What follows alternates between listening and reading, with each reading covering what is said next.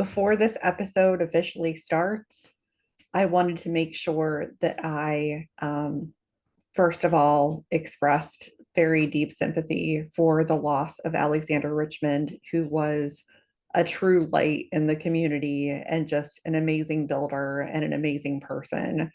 I wanted to add something before the episode begins to clarify that there is a segment in this episode discussing a fight with Cherno Alpha, which is Alex Richmond's 12-pound robot, and making sure that anybody who's watching is aware that that will be in my segment, speaking with Matt Lantry, which of course was recorded before we knew what had happened. So just be aware if you're still healing and that is hard for you to watch or listen to, please save this for later. But if you do want to watch or you find some comfort in hearing about that match or that event, then please continue watching and please donate to Alex's GoFundMe if you are able. Thank you. On this episode of Outside of the Box, Christine recaps the May NHRL event with the brains behind Sad Octopus, Sievert, and Deadrise. There was one hit at the very beginning where I hit him like right at me. He hit the glass like right in front of me and I jumped. At one point I flipped myself over and he just sent me to the ceiling with ease. Like the 9-inch weapon is horrifying. Problem was, my heart was saying, I see red, this robot is dying if it's the last thing I do. And as soon as its wheel went down, I'm like, I'm killing this robot. If I don't kill this, I am going to be mad. So I just kept hitting him and hitting him and hitting him, and he just wouldn't die, and I wanted to hit him more.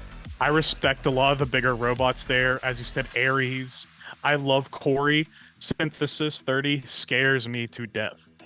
We actually designed Deadrise kind of off of Synthesis a little bit, so it's got a little bit of DNA in it, but again, it still terrifies me. Hello, everyone, and welcome to another episode of Outside of the Box. And I am talking about the May NHRL event today.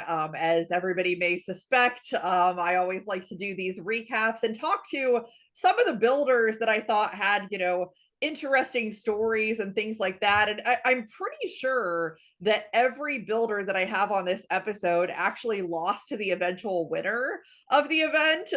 So my first guest is going to be Cameron from Sad Octopus, who had just an incredible run. So welcome to the show. Thank you so much. This is an absolute pleasure to be here. Like, this is the first time I've ever done like any kind of interview, so this should be a lot of fun. Well, I'm glad to be the first show that you get to be on, but I definitely want to talk a lot about Sad Octopus, and I think the neat thing is that this isn't a new robot. This robot has been around for some time, and so you've definitely had plenty of time to work on it and iterate it and kind of get it into matches and figure things out. Before we talk about any of the fights from this event, how were you feeling? Like, had you been able to do anything with the robot that you felt ahead of time like this might be a successful day for you? So going into this event, we really structured this to be kind of like a test opportunity for the upcoming June event. So we made a lot of changes to the robot. Like, we messed with the wheels. We changed from foam to urethane, and like the whole robot shrunk down a considerable amount. So the plan was for this May event to be kind of in tandem with the June one, and to like test out these changes with the robot, and then kind of use the data we were able to gather from this event to make a better run in June. But I think based on the event, how the event actually went, I think that plan went a little sideways. I mean, I guess sideways for good reasons. But yeah, I definitely want to talk about these fights and break this down. So in the initial qualifying rounds, you ended up with 2 fights, 2 wins against Redshift and Bagheera. So I don't want to get too much into those fights, but kind of talk a little bit about the qualifying and getting those 2 wins under your belt and how you felt kind of going into the bracket. So this was a really challenging qualifying round. This whole little group that I was stuck in with Redshift and Bagheera. Redshift is, I would say, a fairly unknown robot to I know a lot of people, but it ended up being one of my toughest matchups the entire day. Like, it was a very wide vertical spinner bot from the Leatherbacks team, and the driver Mitchell does a really good job. It was one of his first events, and he really had me on my heels the whole time in that fight. And then Bagheera is just an amazing robot. That thing has had amazing performances in many events prior, and I think I was just able to get the upper hand and rip off his forks. And after that, I kind of was just able to like outdrive him and keep my robot pointing the right way.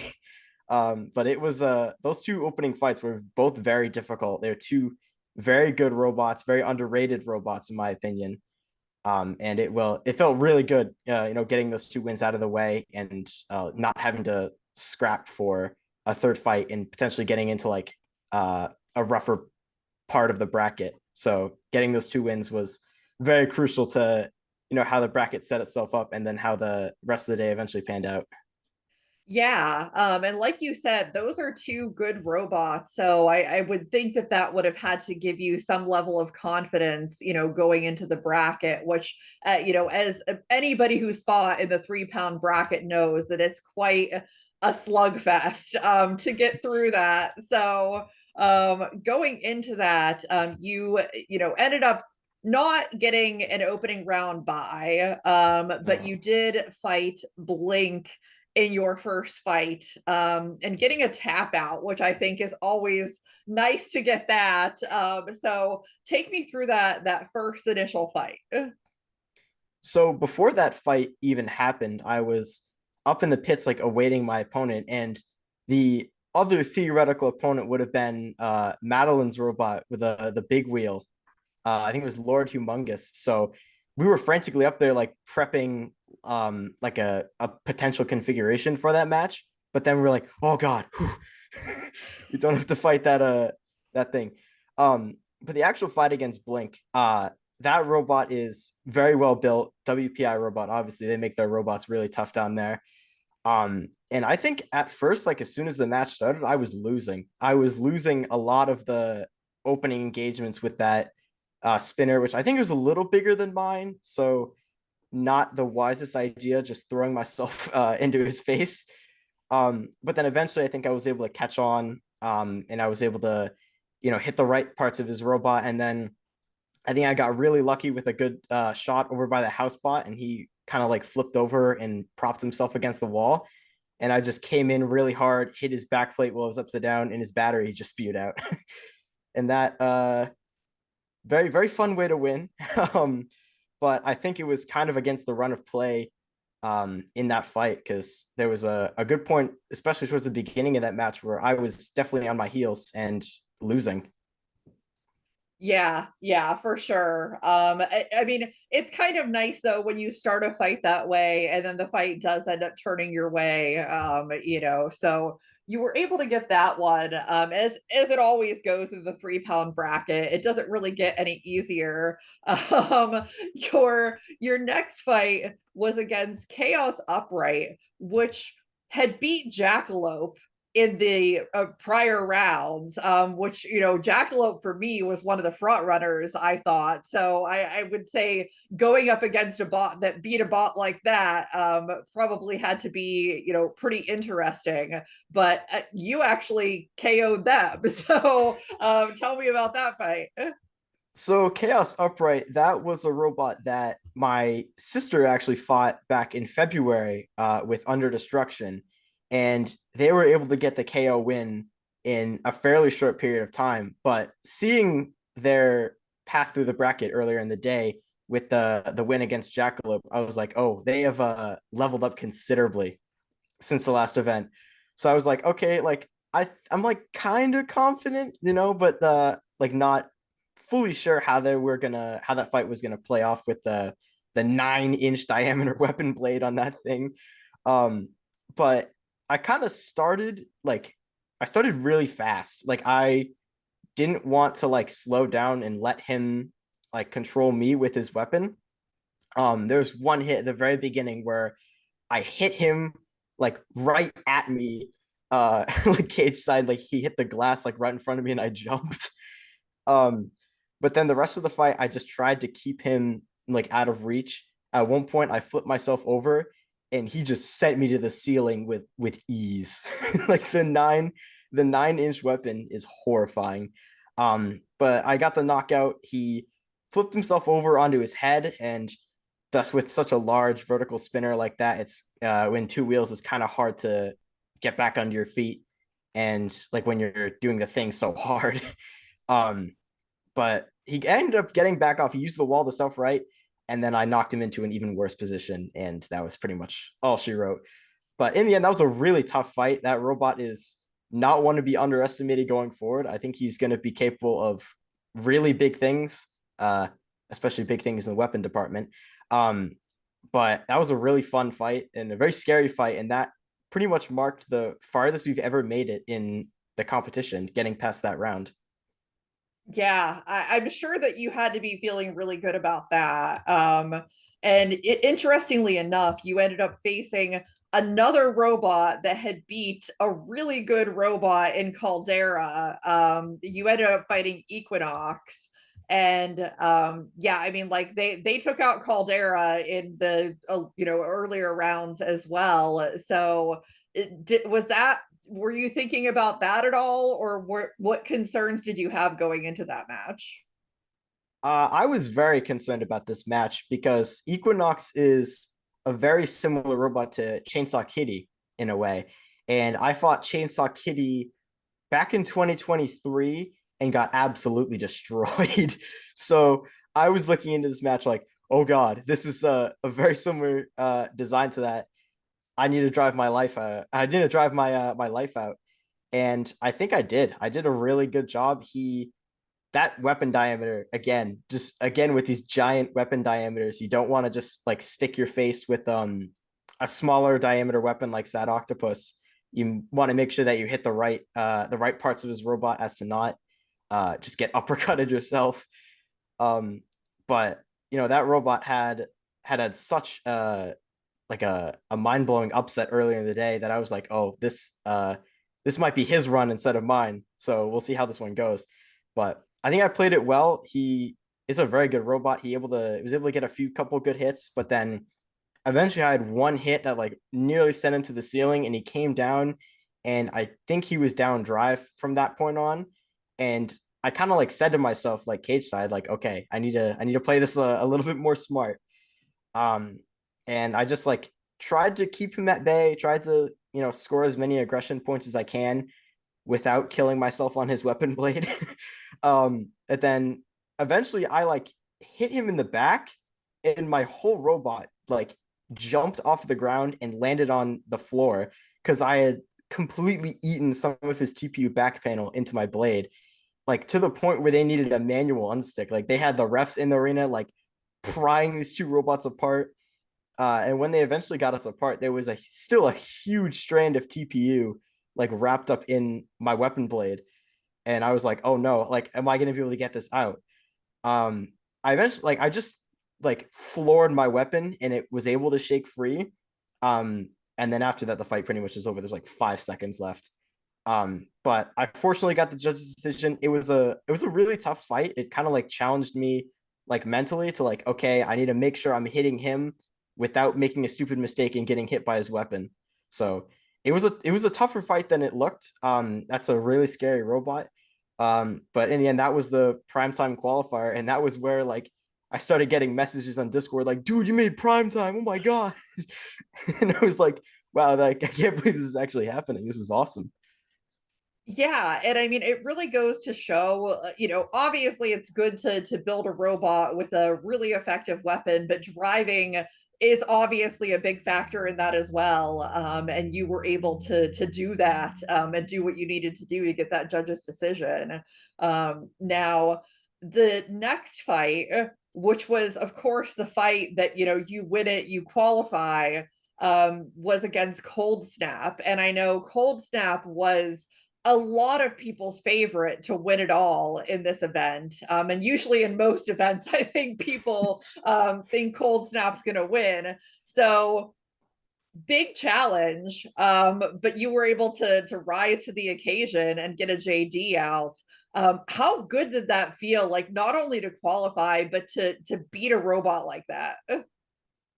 It was absolutely amazing. I just went into that fight thinking like, okay, I'm okay with where I am right now. I can just have fun in this match. I wasn't thinking of winning. I was just like, all right, we're just gonna put on a show, really. But to miraculously pull out the win, I kind of got lucky with his weapon going down. But to miraculously pull out the win, I mean, it felt amazing. I was like, whoa. Like, it didn't really set in to like once I got back up in the pits and I had everyone like cheering and all that. Did it really set in like, whoa, like I just made the finals. Because like previously with all the events we've been to, that was just like completely out of reach, like even that thought. But to upset a robot as terrifying as Cold Snap is, because he got some really nasty wins earlier in the day. He just completely like annihilated Pinvictus. That's a robot that I've lost to before. So I was so worried about this fight when it started. But then to get the win was just absolutely surreal. Like I was on cloud nine like the second I made it back up to the pits, and I was like, this is where I really was like, okay, I'm okay if I lose from here on out. I'm happy with with this performance. I mean, for sure, you have to be. I think for a large number of competitors that don't, haven't qualified before, that's really the thing that matters. Once you get that, then anything else is just icing on the cake. Now, that put you against Jelly Baby. And while you don't really have to worry so much about your robot going home in a bucket with Jelly Baby, it is a very difficult robot to fight. I've never had to fight it, but it looks like it's tough to figure out what you could even do against it, because Paige is so good at just getting underneath people and not letting them do anything that they want to do. So I'm curious to get your perspective on that fight for you. So going into that match with Jelly Baby, I don't really think I was thinking the right way. My only thought was like, I'm gonna like slowly approach her, see if I win the engagement, yada yada yada. And that did not work at all. Like that robot is so because she picked me up like off the start and just immediately stuck me on the wall, and I had to get Brett in to save the day. And I was like, oh, don't do that. don't just like mindlessly approach this robot. The only way, like any robot with a spinner, the only way you can even like think to approach Jelly Baby is you need to be like coming from one side of the arena at like Mach 5, like a bullet train, right into the front of the robot as the only way you get under it, because Paige has designed that robot so well to just be the ultimate spinner counter. Like you can't just like fight it. You need to just like drive around and then hit her as fast and hard as you can. But even that, she's just a flexible body. You can't do any damage. It is probably some of the best engineering on a robot in this entire competition. Despite it looking just like a little TPU box, it is very well engineered and even better driven by Paige. I got completely handled in that match. I was able to get a few good hits off. But again, they weren't able to do anything against how armored Jelly Baby is. So kudos to Paige. She did a really good job driving in that fight. I did all I could, but in the end, you can only go so far against such a tough robot like that. Yeah, for sure. And I mean, the fact that Jelly Baby won it all says a lot. So yeah, I mean, great job, obviously, getting that qualification, putting up a really tough fight against Jelly Baby. Now, you've qualified. What does that plan now look like for June? Because you've met a goal that you didn't think was the goal at that point. So for June, we were thinking about like, do we try something like, do we try some design changes on this robot? But right now, I was just having a discussion earlier today, and right now we're just like, we're gonna leave it as it is. Like we're not gonna change very much. We had an issue with our weapon axles bending. We actually bent a shoulder bolt against Chaos Upright, which is really hard to do. So we were debating on whether to switch to thicker ones or not, but we were like, no, I think we're just gonna leave it. They're easily serviceable. But then like for the entire event upcoming, the thought is like just like see what we can do. Like we've had the taste of glory. Let's see if we can replicate it again. And I know a lot of my personal Discord friends are going to be there that they don't usually fight at Norwalk very often. They're coming from all different parts of the country, and getting to see a lot of people I don't usually see at this event, and it should be really fun to fight with them, and at the same time see how far I can take this robot after how well I did this event. Yeah, for sure. You're definitely gonna have some competition in Oh my June god, from what yeah. I've seen on that list. But I mean, Sad Octopus looked great, so I'm sure that you are up to the task. Aside from June, any other crazy plans for finals? Like once you get past June, are you going to try and run it again, or are you just going to focus on finals at that point? I think we're just gonna like prioritize finals, but while at the same time, the main priority I think at this point is trying to get Under Destruction qualified, which it's a tall task with the lifter robot. Um, that isn't Jelly Baby, of course, but I mean it's a good little robot. I'm ever confident in my sister's ability to take it that far. But I think with Sad Octopus is, kind of just pushed to the side a little bit in terms of the priority list, where we're gonna try so hard to get this second robot in, while we're at the same time making sure that we don't lose stamina with this one going into finals. So right now we're fourth on the wait list for June with Under Destruction. Sad Octopus is in, but we're hoping that fourth in the wait list should be fine, and that we can, try and work out any bugs that we may find with Sad Octopus, while at the same time like really pushing to get Under Destruction, like up into the pecking order and closer to that final spot. Yeah, for sure. Well, you've got about a month left until that event. So will be pretty exciting stuff. Well, if for anybody who's watching this episode, definitely look out for Sad Octopus in the future. Keep watching this episode because we're going to have a lot more talking to Matt Lantry with Sievert, as well as Joe with Cryptid Robotics and Deadrise. So keep watching and enjoy the rest of the episode.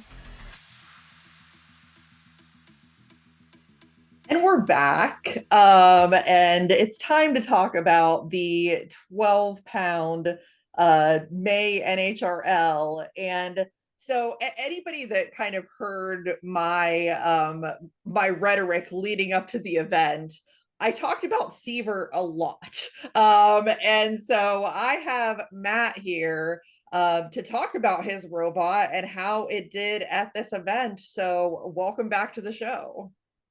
Thanks, Christine, for having me. Yes, for sure. So yeah, I had actually like thrown out there and predicted that Sievert was going to win the whole thing. You came pretty close, but I'd love to talk a bit more about it. First of all, this I don't think anybody should be that surprised by how well you did at this event, because I honestly thought that in April that Sievert had a pretty good showing as well, was 2-2. First of all, I want to talk about I usually see things here and there, but until that event happened, I didn't even know that you were necessarily making this robot, and you're well known as a control bot driver, but this thing is a beast. So first of all, tell me a little bit about like the choice to make a 12-pound robot like this that's just absolutely destructive, and how you were feeling going into this event with having a pretty good showing in April. So I kind of came up with making Sievert back in December, November of last year, because I was kind of getting bored a little bit with what I'd been currently running. And after watching Beetlejuice, I was like, this seems like kind of fun. So as a team, we were all wanting to go to Motorama. So I was like, oh, I'll bring a 12 to Moto because, that'll be fun. Spoiler, it's not fun to go to Moto with a 12, so don't do it. Listen to Ethan, bring a sportsman. It's a lot more fun to bring a sportsman.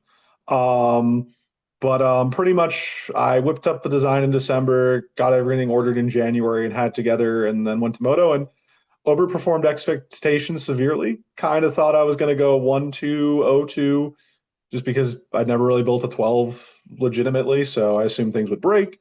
And then I ended up getting second place, which was very surprising. Definitely a lot of luck in that run, a lot of opportunities that probably wouldn't have occurred if I'd done them over 100 times, but fun all the less. And then taking it to April NHRL, I knew I'd come back down to earth because I knew the arena is a little different there. The competitors are a little more intense because Moto limits you a little bit. But pretty much I kind of assumed I'd get stuck in the wall, which I did against Caldera. Learned a lot from that moment in life that the wall is not my friend. And then I kind of made some choices because I was like, there's enough here that I like that I just want to change. And then I saw that there was still space in May. And I knew June was going to be brutal. So I was like, let me force some changes to get done earlier, and then I'll make it happen. And then I said, let me go to June and not June. Let me go to May and roll the dice. Yeah, sometimes that roll of the dice pans out pretty well. Now we're going to talk about the qualifying rounds first, where you ended up getting 2 tap outs against Cherno Alpha and also Carmen, which is a really, really good robot. And there was a lot of destruction that happened as well. So kind of take me through those qualifying fights, and if the robot was doing what you expected it to do, or was it surpassing expectations for you at that point? So the robot was doing what I would have expected it to do each fight. The big changes I made to the robot were in relation to the weapon system. I ended up upping the motor size a little bit because I realized when I fought printers in April during a rumble that the motor was probably undersized because I smoked it and I hadn't really gotten thrown around. I was just hitting printers. So I realized I probably undersized the motor. And with that in mind, I made some other changes because I'd made some heavier things than they needed to be. So I rechined some parts. So in both my qualifiers, it performed as I expected, which was better than before. So my first fight against Cherno Alpha, made by Alexander Richmond, very worrisome because I had fought Glenn last event with Caldera 12, and that was the first real horizontal I'd fought. At Moto, I fought another horizontal, but its reach wasn't the same, so it really didn't count in my mind. And Glenn had exposed some weaknesses of the robot in that fight. So I was definitely concerned looking at it in the pits because we sit near each other. And I was worried, oh, am I going to outreach him? Am I going to should I run my belt guard? And I said, screw it. I'll just send it as is and see what happens, which worked out really well because I got the first hit, which just completely destroyed his belt guard off his robot. And then we clashed a few times, and then I got a good hit on one of his wheels and he tapped. He actually did the most damage of anyone throughout the day. Because Alex's blade is more of an undercutter, as I was cleaving into him, he actually cleaved my bottom plate. So there's actually chunks of my bottom plate missing that are perfect squares from where he was cleaving it out. So if the fight had actually gone, let's just say 4 or 5 more hits, he could have actually hit my weapon shaft and I could have actually lost. So I got relatively lucky. The second fight against Michael Shore and Carmen, I just rolled a 20, I guess. I just rolled a nat 20 because genuinely Michael had murdered my robot at Moto and was the first to expose some issues with the weapon stack and a few other things. So I hadn't really made any changes. And then when Trevor broke it again, I made changes to just make it less breakable, hopefully. So I was like, good, I get to fight Michael. And then Donald Sung, who helped me all day and coached me, I'm like, Donald, if my weapon goes down, just immediately hit the tap out button for me because I'd rather not lose a million parts for a fight that even if I win, doesn't really matter per se. So we went in, I went with the expectation I'm gonna die, but maybe I can get a couple of hits and see if my blade bends.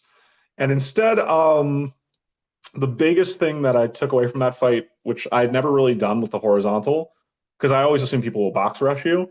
Donald said, I don't want you to hit Michael for the first 15 seconds of the fight.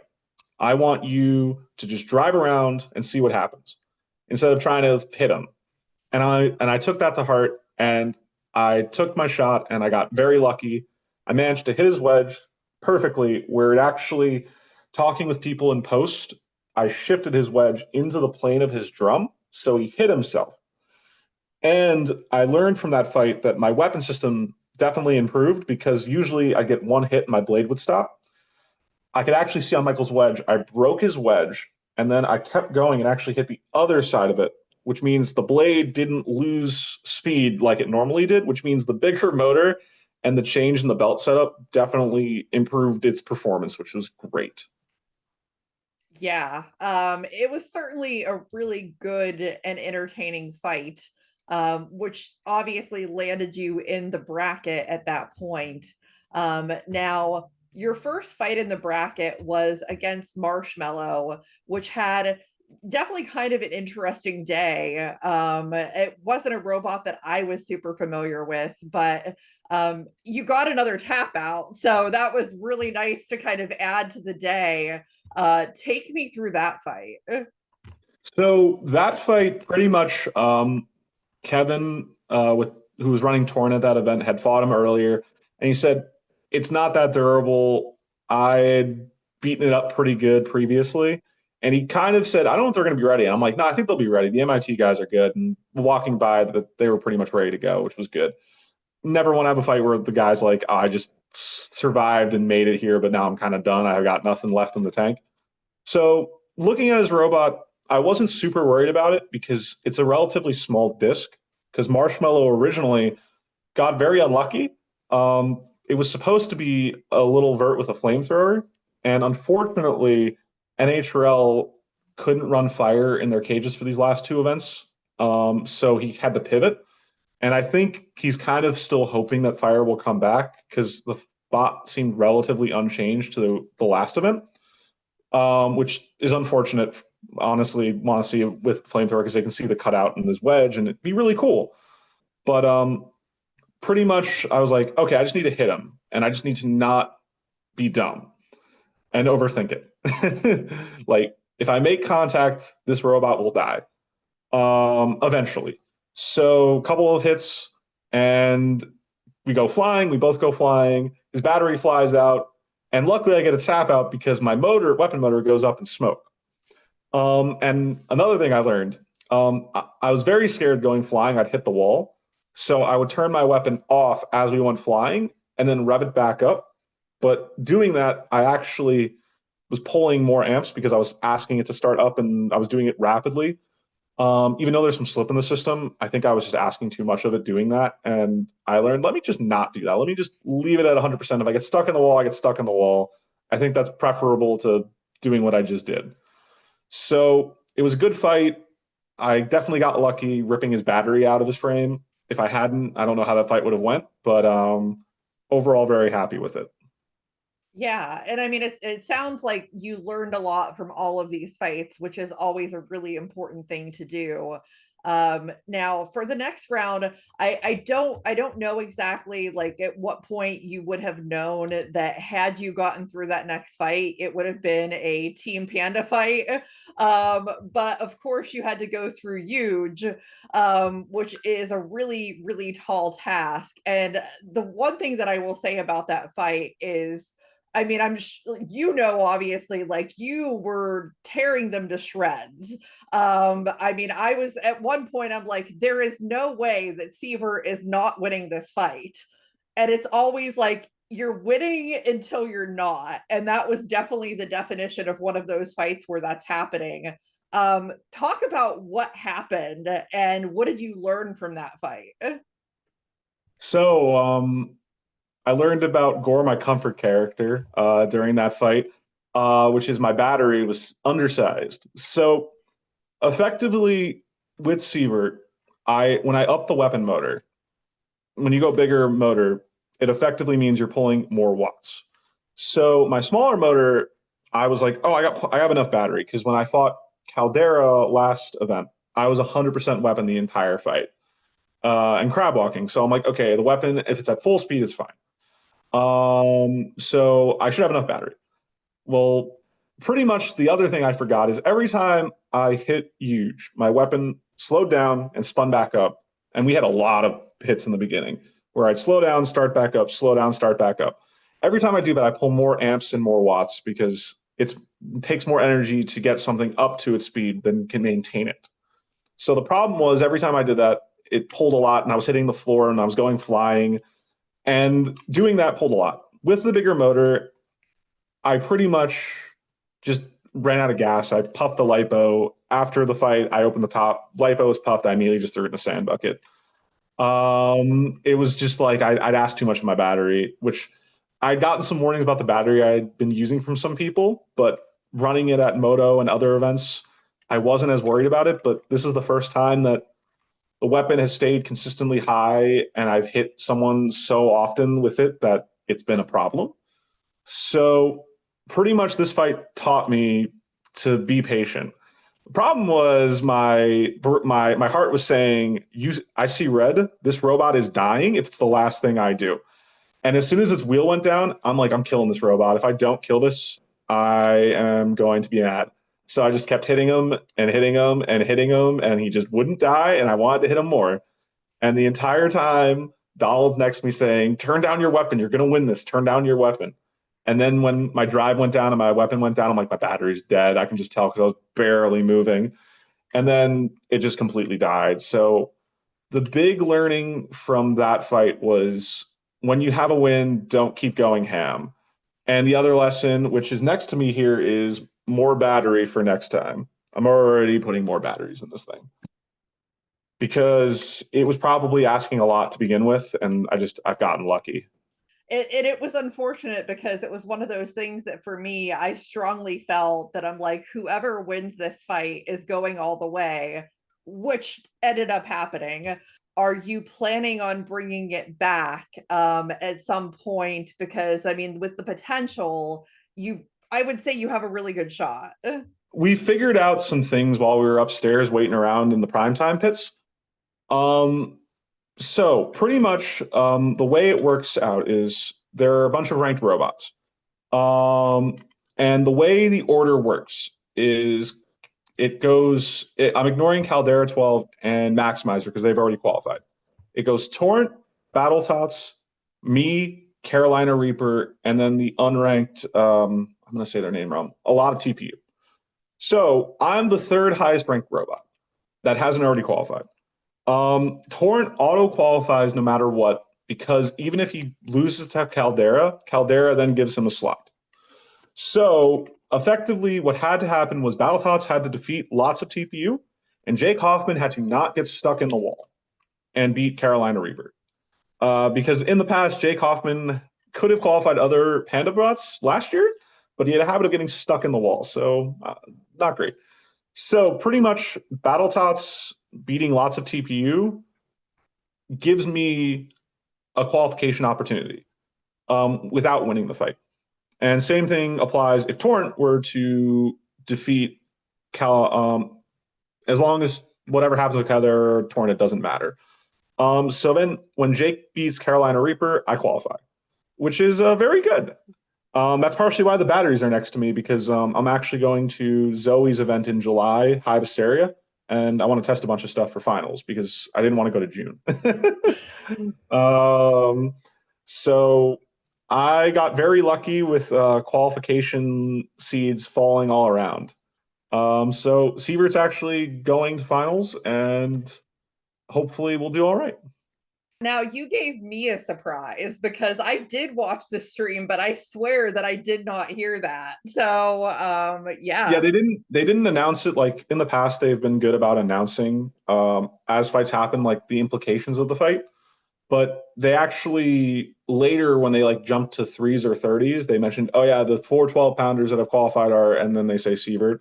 But we'd figured it out upstairs already, and I actually ran into Jake in the stands, and he's like, "You can thank me later, Matt Lantry." And I'm like, "Good job not getting stuck in the wall, Mr. Hoffman. I appreciate it."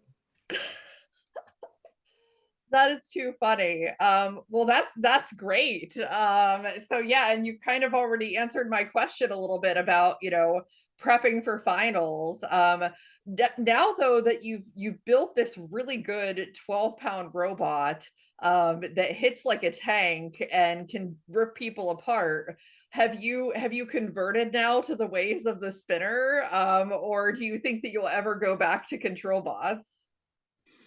The answer is yes, eventually. But the main thing is I want to build something different from what I'd ever built before, and just kind of see what happens. My original intent was never to drive it. My intent was to bait Ariel into driving it, but she refused, and I was like, I'll just maintain it. You just drive it. You'll be better. And she's like, no, I'm not driving this. I don't want to drive it.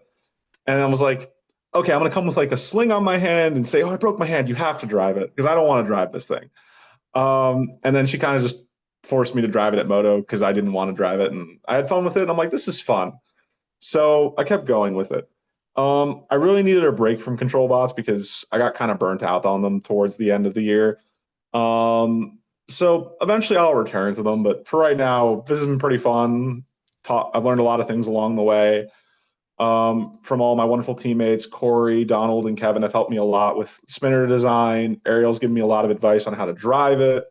I've really just had a lot of team support that I couldn't have done it without. I've also gotten advice from Lyndon and Jillian about some shortcomings of horizontals and for bigger weight classes. And without any of them, I wouldn't have had the success I had, if I'm being honest. So I'm kind of going to keep going with it until I get annoyed at it, and then maybe I'll do something else.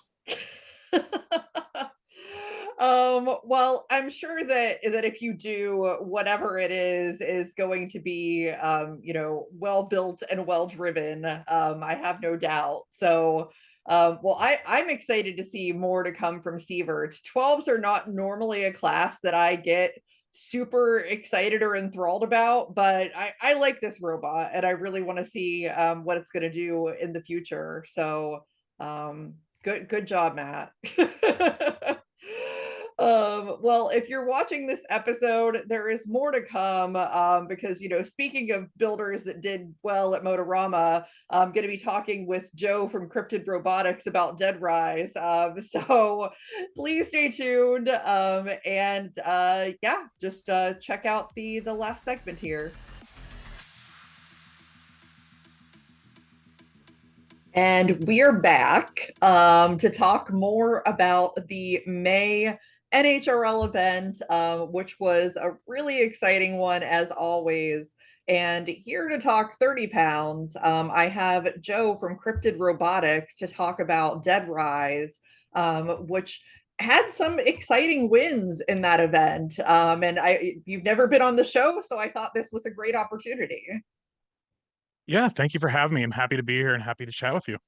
Absolutely. So, as someone who may not know as much about Deadrise, and there may be some of my audience that doesn't know much about the robot, before we get into the actual like matches and things like that, tell me about this robot and coming up with the design and everything for it.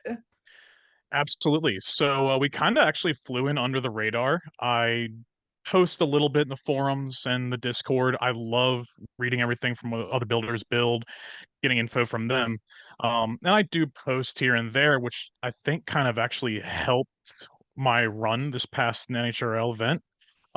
We did compete in Motorama this past year. We placed third with Deadrise, which was fantastic because the first year Deadrise went to Motorama, we had 2 fights and then we died. It was we still placed fifth overall, but that's not a fifth place finish for me. But so it went on. To go into details on Deadrise itself, Deadrise is a two-wheel drive, big vert. We kind of wanted to follow the meta because I'm a very simple person. I like a good recipe. Luckily, other builders like Brandon have created a foolproof recipe for people to pick up on. We took a giant disc and we powered it with an even bigger motor. We're running a 5692 motor. It's very stout. It's a chunky motor. It's so big we can't even hide it inside a robot. So that's actually why it's exposed on top. It's also like a nice little tease for other builders. You know, hammer saws always want to go for the juicy bits. Well, that kind of targets them away from our lipos. So it's kind of a little trick I've been doing. To touch on who we are as builders, I'm actually a technician background. A lot of people come in as engineers. I kind of went the technician route. I went to a tech center school. I competed in Skills USA, and I've always just been a technician, going from an electrical technician to a mechanical technician. It definitely helped me with the design and build process of the robot because I understand how a lot of different things are built. Recently, I actually started a job as a DoD estimator. So Deadrise has been kind of my outlet for building all the fun things, something to tinker on. And I think that energy is translated very well into a successful robot because I get to put all the energy right back into my robotics. Yeah, yeah, for sure. I mean, it's a scary looking robot. How were you feeling going into the event? Because I mean, third in Motorama is excellent. Like Motorama is a big event, and there's a lot of people that bring their bots there. There's a very good, healthy level of competition. So I think with that, you probably had to feel good. But there obviously were a lot of really hard hitting robots in this event, you know, like Ares and like Synthesis 30. So what were your thoughts before you even got into a fight? I think there was a healthy level of fear there. I respect a lot of the bigger robots there. As you said, Ares. I love Corey. Synthesis 30 scares me to death. We actually designed Deadrise kind of off of Synthesis a little bit. So it's got a little bit of DNA in it. But again, it still terrifies me. However, we did kind of have a secret trick up our sleeve. This isn't super widely known, but I am from Southern Maryland. I'm sure a lot of people have heard of a certain team from Hollywood, Maryland, Team Honeycracked. I'm 15 minutes down the road. It's a small community. I may or may not have put about 20 battery cycles through both robots before the event. So I was feeling very confident. During all that testing, very few issues happened. We may have had one little RF issue, which, you know, might have been foreshadowing if you saw the outcome of the event. But we went in very confident because we had that ability to go over there to their test cages. And then also kind of going to the event, we did talk with Zoe and team, and I am now actually joining Team Honeycracked. So we also had the support system. They weren't planning on competing that day, but they did come up. So we had Zoe, Cody, and then also the larger overbearing we helping. So we had a huge force behind us going into this event. That really helped our confidence going in, and we were able to leave Friday night from the pits confident that Saturday morning we had two full bots ready to go to fight anybody. That certainly is a benefit. And Honeycracked is an amazing team with some builders that are definitely the kind of people that you want to be in your corner for sure. Now that opening round in the qualifiers was definitely interesting. There were unfortunately a lot of forfeits going on. You did have one fight against Overlord, which ended up being a tap out. So let's talk about that opening round, you know, before you got into the bracket and how that went for you. Absolutely, yeah. So Overlord is a terrifying robot. It went on a rampage at Motorama all the way through every just destroying every robot, going through the ranks until it was impaled by Ammonoid. But I did kind of notice a few things here and there. We are almost the exact same robot. Yes, they have a bigger disc. They're a little bit wider, a little bit different construction. We have the same faults. If you push our robots backwards, we're going to wheelie. And I kind of knew this. When they accelerate, they lift. So I had a little bit of false confidence going in. I did print out some baleen front plates. I didn't use it Motorama. I just really kind of embraced the ground game, hoping I can get underneath their forks. So I went into this match fairly confident, probably a little more confident than I should have been. But I think it really paid off going into the match with that confidence level. I knew I could just pin the throttle, pin the weapon, and just go full bore for a box rush and see what happens. Yeah, I mean, sometimes that's the way to go. Speaking of terrifying robots, that win, you ended up getting into the bracket, and of course, you ended up matched up against Synthesis 30. And I'm a good friend of Corey's, and I definitely was like, thinking, I don't know how this is going to go. I mean, I always like to feel like Corey's got it. Unfortunately, it didn't go that way for him. What do you feel was the key for you in that? Because, like you said, Synthesis 30 is a pretty scary robot. Honestly, think that fight was a coin toss. Synthesis 30 is an extremely scary robot. I respect it a lot. I love Corey. He's a great guy. Him and I've been chatting off and on ever since Moto. Actually, leading up to Moto, he was able to purchase batteries and get them shipped and brought them to the event to me because I couldn't even get them in time for Moto. So he's kind of saved my butt. Funnily enough, those were also the same battery packs because they're marked that defeated him in that match. It's a little bit of irony. I kind of love irony. It's just funny to me. But again, I think the match was a big coin toss. We really weren't playing the ground game against each other that much. He removed his front little kind of wedgelets that are stationary on the front. He went to his more pontoon style arms. Before the match, I kind of looked at it and I realized he's changed his geometry, so he hits first, but he's got these longer arms, and I realized that mine are just a little bit shorter. So in theory, I should be able to hit first if I get that right hit. At that point, it really was just luck because I did have a little bit of issues with my traction, but I was able to get the first hit and that set the entire pace for the match. After the first hit, I was set up, basically teed up for a shot on his rear plate, went directly into I think it was his left drive motor, and ejected his left drive motor out of the robot. So we really did have a little bit of luck, but at that point, I think it all comes down to design. And Corey and I both were just delivering weapons to each other, and I won the coin toss on that one. Yeah, yeah, that's true. That is the way that it goes sometimes. Now with that win, you knew that you had qualified. For how did that feel? Aside from anything else, just knowing that you had qualified for finals. It was a sigh of relief. Uh, every event I go to, my first goal is I just want to pass safety. I don't want to be rejected. I just want to be able to make it in the event. And then I want to complete 2 fights, which funnily enough, that kind of was my second fight because the Klaus Slavian fight we had a forfeit. So we completed our 2 fights, and then by the way, you're now going to World Finals. It was awesome. It was amazing. Corey congratulated me at cage side. We all knew, where we were going at that point. I've already said I want a rematch. I'm hoping for a rematch with Corey in World Finals. Um, Hopefully I'm not digging my own grave saying that, but I just think it'd be a lot of fun to fight Corey again. But yeah, once we qualified, it was just one goal after another of we didn't think would be here.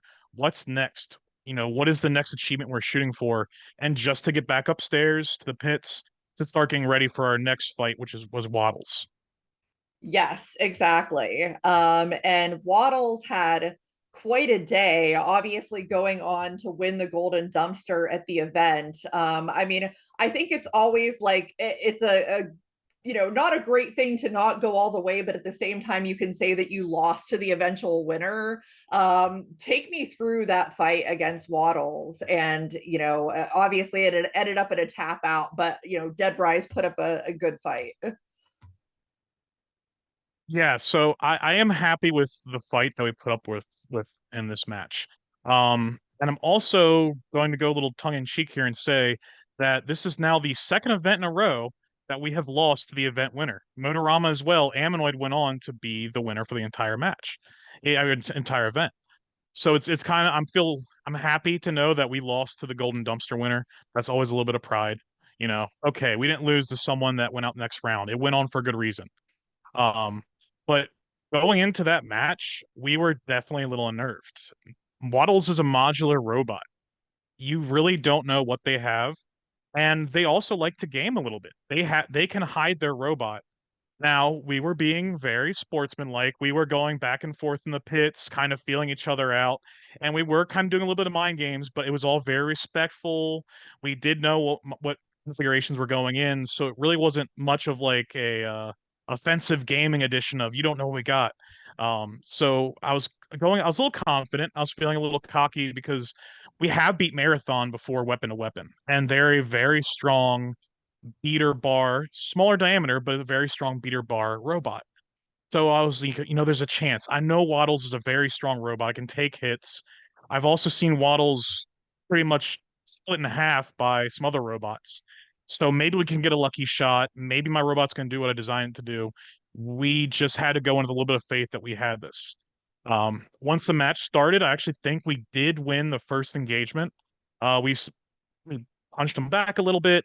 We really were hoping to get him upside down because Waddles does drive pretty poorly upside down. It can definitely drive, but it's handicapped at that point. And we were really trying to capitalize on that, but it never was inverted. So Waddles came back, hit us a few times, and they actually hit us on our back, which caused our discs to then basically throw us into the sidewall. When we hit the sidewall, a bullet connector from our ESC pulled out. So we lost motor because of a past issue from when Overlord ripped off our top plate. We actually had exposed wires, and I don't think we reset that connector. So we actually kind of lost to ourselves there. It's something we learned from. I'm already designing some new parts. We're going to pot all of our connections from here on out. So I appreciate the fact we learned from that loss, but it went out in a very respectful way. And honestly, I could put the robot back together for about $10 in about an hour worth of time.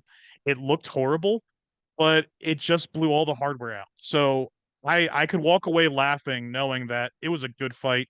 We qualified and we're gonna come back and do it all over again.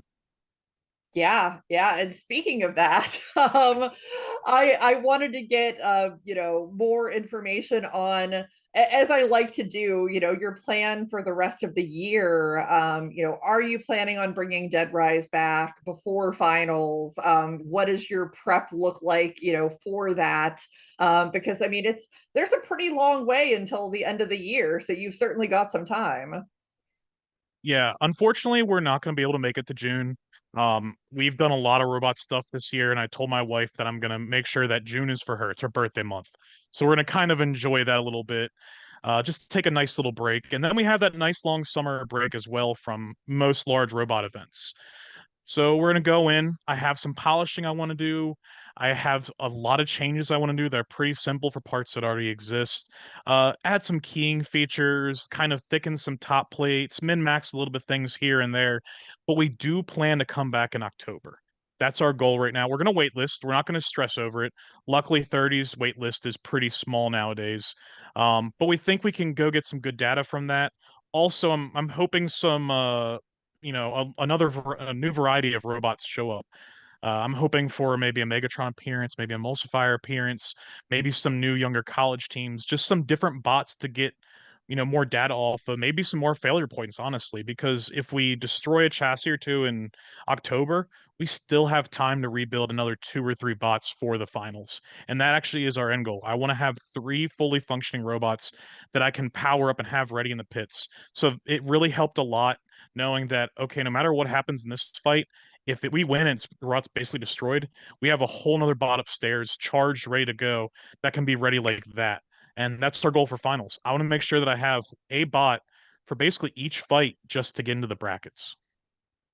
Yeah, I think that's a very smart plan, and makes a lot of sense. So, I mean, that's gonna, I'm sure, some well-deserved time off from robots and being able to prepare for, hopefully October and then finals. But yeah, I mean, Deadrise, I think, really exciting robot to continue watching for the rest of the year. It's going to be really interesting to get yet another very scary robot into the mix with all of these other ones. But yeah, super cool. Well, I certainly appreciate you coming on, and we'll look forward to seeing your robot later in the year and see what you've got going on there.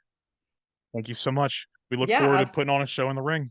for sure. Well, for folks that are watching, please make sure that you like, subscribe, share, follow, comment, all of those good things. Keep letting me know your feedback. Let me know who you want to see on the show, and I'll try to make it happen. But thank you for watching, and I'll see everybody next time.